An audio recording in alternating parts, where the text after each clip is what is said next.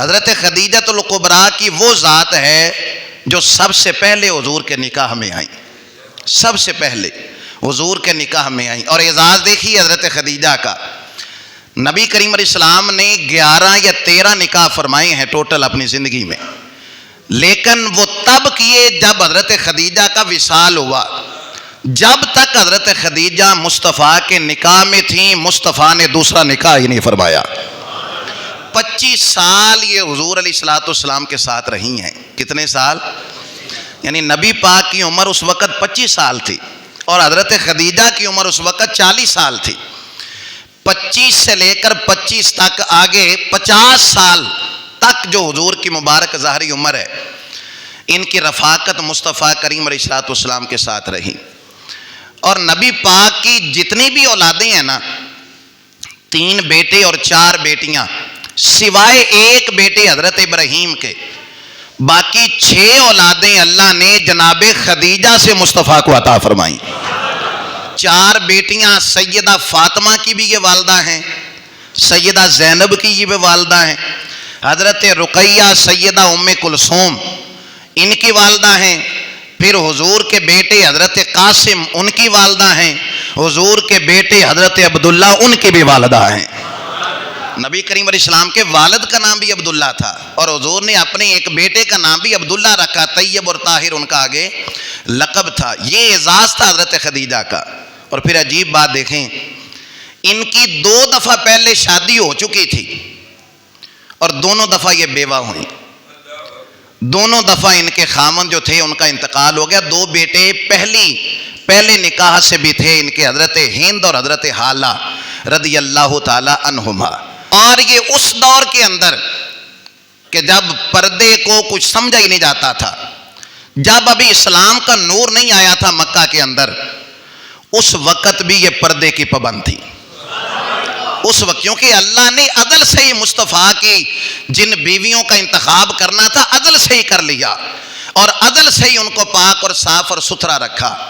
تو جس دور میں ابھی اسلام نہیں آیا تھا اس دور میں بھی یہ پردے کی پابند تھی.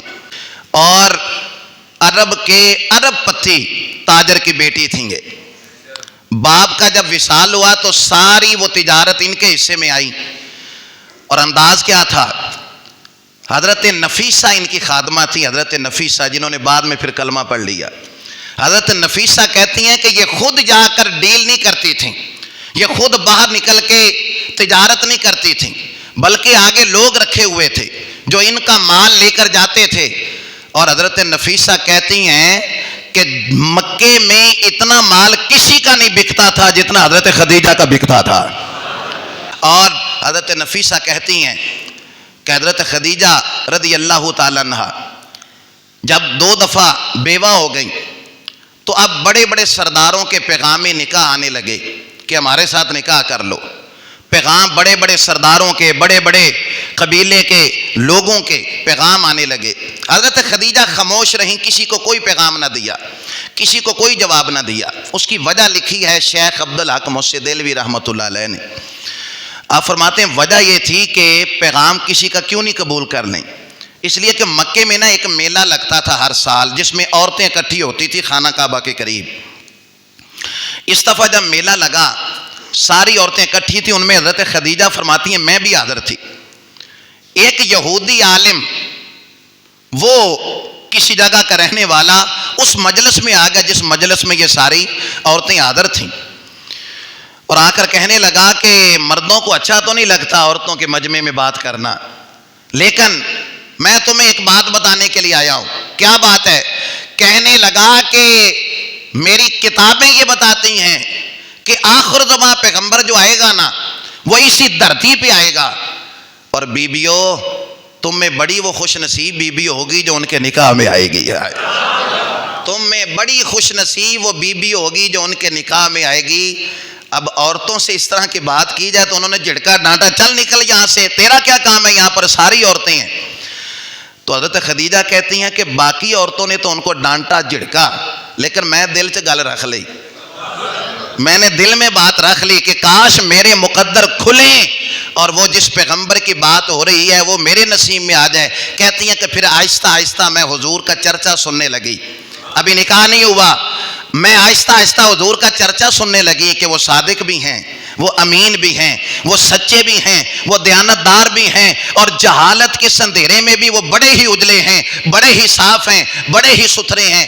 کہتی ہیں کہ اب حالات بدلنے لگے، مکہ میں قحط پڑ گیا، اور حضور کے چچا جناب ابو طالب، چونکہ حضور کے والد کا بھی وصال ہو چکا تھا، حضور کے دادا کا بھی وصال ہو چکا تھا، اپنے چچا جناب ابو طالب کی کفالت میں تھے۔ کہنے لگے بیٹے محمد صلی اللہ علیہ وسلم قحط پڑ گیا ہے، سارے لوگ اپنا مال تجارت لے کر ملک شام جا رہے ہیں، تو بیٹے تم بھی تجارت کا مال لے کے جاؤ، ہمیں ضرورت بھی ہے۔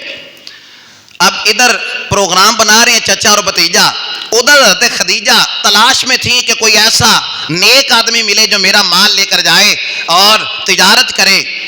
حضرت خدیجہ نے جب حضور کا شہرہ سنا، چرچا سنا کہ صادق اور امین کا لقب پانے والے، حضور کی طرف پیغام بھیجا کہ آپ اگر مناسب سمجھے تو میرا مال تجارت لے جائیں، جتنا منافع ہوگا آدھا آدھا تقسیم کر لیں گے۔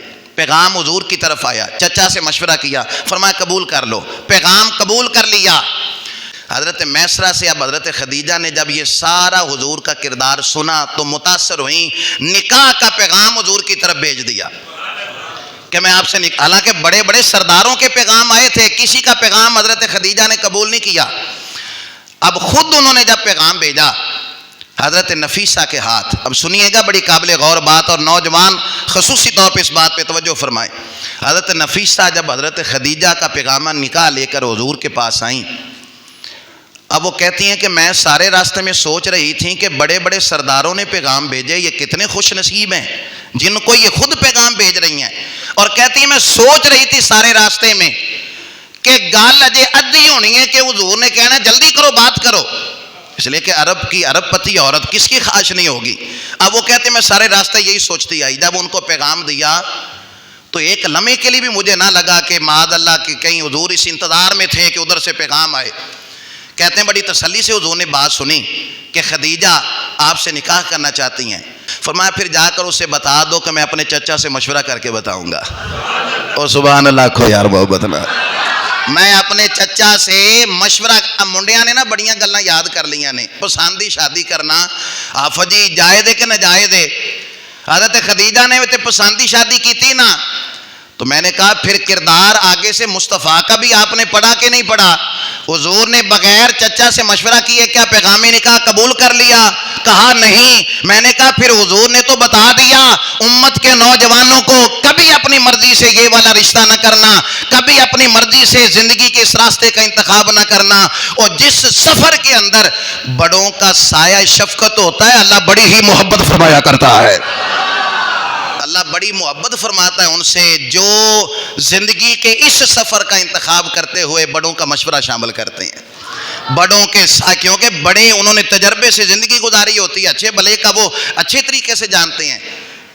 لیکن یہ جو اپنی مرضی کر لیتے ہیں اور کہتے ہیں جو پوچھنے کی ضرورت ہی نہیں، اور قرآن بھی کہتا ہے کہ جس سے جو تمہیں عورت پسند ہو اسے شادی کر لو، اور پسند کا طریقہ مصطفیٰ نے بتا دیا، لیکن اپنی مرضی سے اصول گھڑ کر کورٹ میرج کر کے گھر آ جاتے ہیں، اور پھر ہفتے تو بعد مہینے تو بعد ہی پریشان ہو جاتے ہیں، گزارا نہیں ہو رہا، تو پہلے ماں باپ کو شامل کر لیتے نا اس مشورے میں، تمہیں اچھا مشورہ دے دیتے۔ یہ جو اپنی مرضیاں کرتے ہیں نا، یہ پیغام ایک سن لینا۔